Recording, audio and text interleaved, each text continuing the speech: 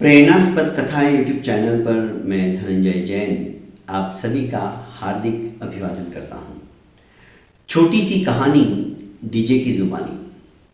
दोस्तों, रोहित आज सवेरे 7:30 बजे की उसे ट्रेन पकड़नी थी और वो हड़बड़ा कर जब उठा तो देखा मां सोई हुई है।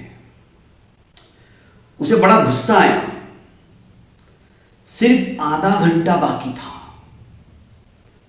क्योंकि देर रात तक पढ़ाई करने की वजह से वो करीब 11-12 बजे सो पाया और उसे आज ही इंटरव्यू भी देना था। करीब 3 घंटे का लंबा सफर तय करने के बाद उसे समय पर इंटरव्यू पे भी पहुंचना था। वो झुंझला गया, मन ही मन बड़बड़ाने लगा और फटाफट ब्रश किया, नहाया और तैयार होके चल पड़ा रेलवे स्टेशन की ओर। उसे अपेक्षा नहीं थी अपनी भाभी के बर्तावों से, उसके व्यवहार से, क्योंकि भाभी हमेशा उसका उपेक्षा भाव रखती थी। छोटी बहन वो तो घोड़े बेच के सोने वाली, उसने जिंदगी में कभी भी इसकी सहायता नहीं की। अब मन ही मन झुंझलाता हुआ ये रेलवे स्टेशन पर पहुंच गया। सोचा कि आज तो गजब ही हो गया। एक मम्मी से ही तो मेरी इच्छाएं रहती है कि मम्मी मुझे समय पर टिफिन दे दे, और आज इतना महत्वपूर्ण दिन होते हुए भी मेरा पहली बार इंटरव्यू है और अच्छी कंपनी में मेरे को इंटरव्यू के लिए बुलाया गया है और मम्मी मस्त सो रही है। भला मम्मी ऐसे कैसे मेरे साथ में कर सकती है। रेलवे स्टेशन पे टिकट फटाफट निकाला, प्लेटफॉर्म पे पहुंचा तो रेल शुरू हो गई थी, पर उसने भागते हुए आखिर पकड़ी ली। जैसे तैसे सीट पर आया। बड़ी जोरों की उसे चाय की तलब लग रही थी, पर देखा लोग चाय की चुस्कियां ले रहे थे जिन्होंने रेलवे प्लेटफॉर्म पर पैसे देकर चाय ले ली थी। रेलवे कैंटीन वाला भी चाय चाय, पर इसे आदत घर की चाय पीने की थी, पर आज तो घर की चाय नसीब नहीं थी। अनमने मन से उसने पैसे निकाले और एक चाय ले ही ली, पर जैसे ही उसने पहला घूंट लिया उसके हलक के नीचे चाय उतरी ही नहीं। फिर से उसे मां के ऊपर गुस्सा आने लगा। आखिर मां इस तरह से मेरे साथ कैसे व्यवहार कर सकती है आज के दिन। खैर, करीब करीब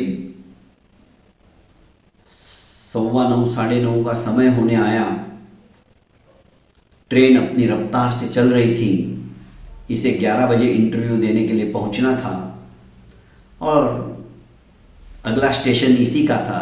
10 बजे का टाइमिंग था उसका वहां पहुंचने का, और ट्रेन राइट टाइम चल रही थी। उसके अड़ोसी पड़ोसी ने अपने अपने टिफिन खोले नाश्ते के,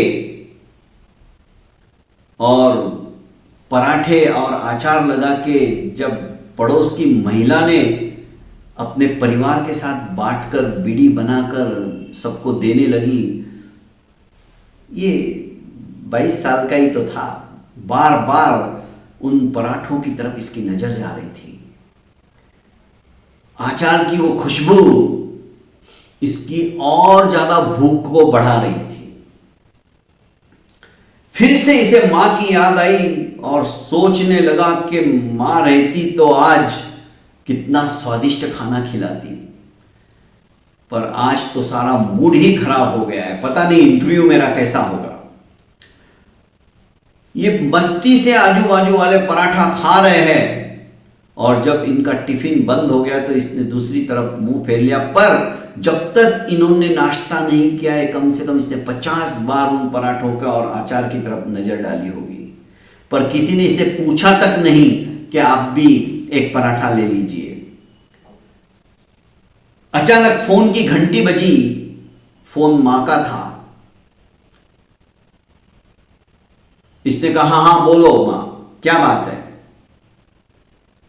मां ने कहा, बेटा नाश्ता कर लिया? नाश्ता? मम्मी आज तुम सोई रही, मेरा नाश्ता भला मुझे कहां से मिला? मेरे को तो चाय भी नसीब नहीं, और मैं इंटरव्यू के लिए पहली बार निकला तो मैंने भी जानबूझ के तुम्हें उठाया नहीं। सोचा कि तुम्हें रात को नींद नहीं आई होगी और उठा दूंगा तो तुम्हारा सर दुखता है, इसलिए मैंने तुम्हें उठाया नहीं और मैं भाग निकला। और तुम कह रही हो नाश्ता? बेटा भला एक मां अपने बेटे को भूखा कैसे क्या जाने देगी? अरे तूने अपना बैग चेक तो कर, उसमें मैंने 10 पराठे रखे, अचार रखा है, देख तो सही। क्योंकि रात को तेरे सोने के बाद भी मुझे नींद नहीं आई, तो 3 बजे ही मैंने सोचा कि चलो कम से कम बढ़िया घी के पराठे बना देती हूं आलू के, ताकि सवेरे मैं लेट भी उठी तो तेरा टिफिन तेरे बस्ते में मैंने जमा दिया था, तू चेक तो कर। जैसे ही उसने बैग खोला और कपड़ों के बीच में टिफिन मौजूद था, जैसे उसने टिफिन खोला, आहा, भीनी भीनी अचार की खुशबू और घी के पराठे। इसे तो बड़ी जोरों से भूख लग रही थी। नाश्ता इसने दबा के खाया और मम्मी को कहा कि मम्मी बढ़िया नाश्ता है, मैं बाद में फोन करता हूं, बड़ी जोरों की भूख लगी है। ठीक है बेटा, तू खा ले पहले। और इसने बड़े आराम से नाश्ता किया, जब तक कि इसका स्टेशन आ चुका था। इसने भरपेट खाया। पर दोस्तों, कहने के पीछे इस कहानी के आशय ये है कि चाहे कोई परिवार के अंदर आपकी फिक्र करे या ना करे, पर एक मां ऐसी होती है जो रात रात जाग कर भी अपने बेटी की फिक्र करती रहती है। 3 साढ़े 3 बजे उसने अपने बेटे के लिए पराठे बनाए।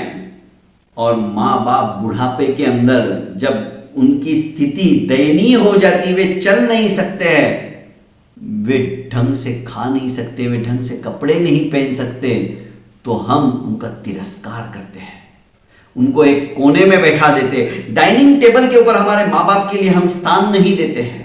दोस्तों, ये कहाँ तक उचित है? जो माँ बाप हमारे प्रत्येक सुख दुख में एक साए की तरह साथ रहते हैं और सारा दुख अपने ऊपर झेल लेते हैं, पर हमें दुख का एहसास तक नहीं होने देते हैं, ऐसे माँ बाप की उपेक्षा मत कीजिए और उन्हें भला बुरा भी मत कहिए। वे हमेशा हमारे लिए ही तो चिंतित रहते हैं। बहुत बहुत धन्यवाद दोस्तों।